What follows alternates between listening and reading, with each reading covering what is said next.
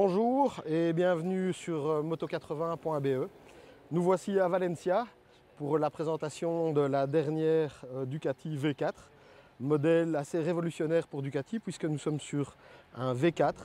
Donc après presque 30 ans de bicylindre, Ducati passe le pas du 4 cylindres en V, qui est l'architecture qui est aussi utilisée pour la machine de MotoGP.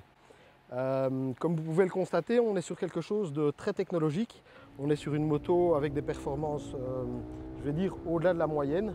On est sur une cylindrée de 1103 cm3 et c'est une cylindrée qui a été imaginée avant tout pour pouvoir respecter le couple qui était délivré par l'ancien bloc 1290 bicylindre.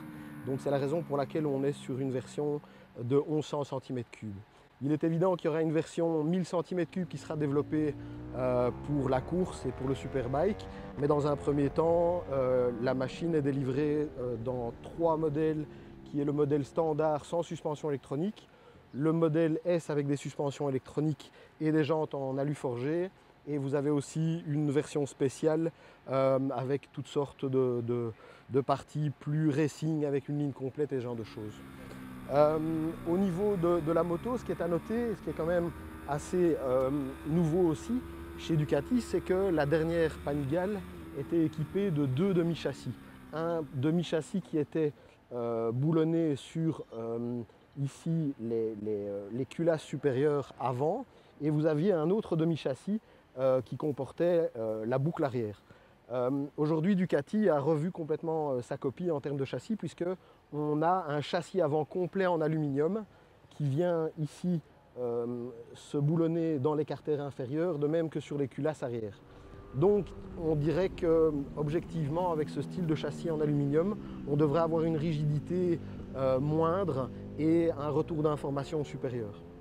Au niveau des innovations, le V4 en fait est un V4 à 90 degrés qui est positionné précisément comme sur la MotoGP, donc comme sur la Desmo Sedici, avec un angle de 42 degrés vers l'arrière qui a permis de loger un grand radiateur et qui a aussi permis l'adjonction d'une boîte à air de 12,6 litres qui est énorme.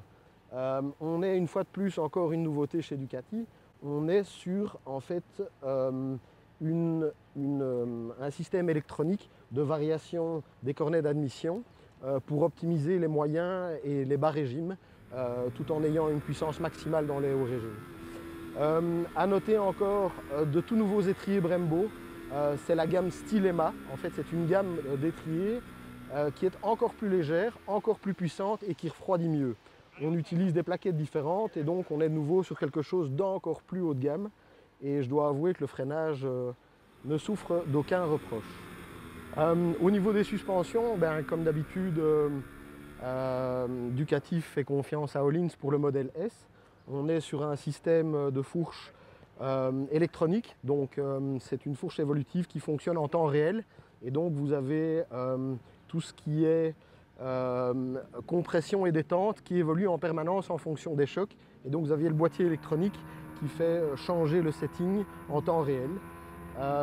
Donc la fourche est connue puisque c'est la même que sur la 1290S. Par contre, la différence, c'est que Öhlins, avec son expérience, a mis un nouveau software en place. Et donc on a une version évoluée de l'électronique qui gère les suspensions.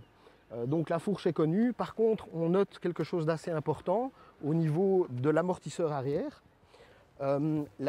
Ici, vous avez difficile à la voir, mais c'est un TTX36, donc c'est un élément très connu de chez Öhlins qui vient se placer à l'arrière.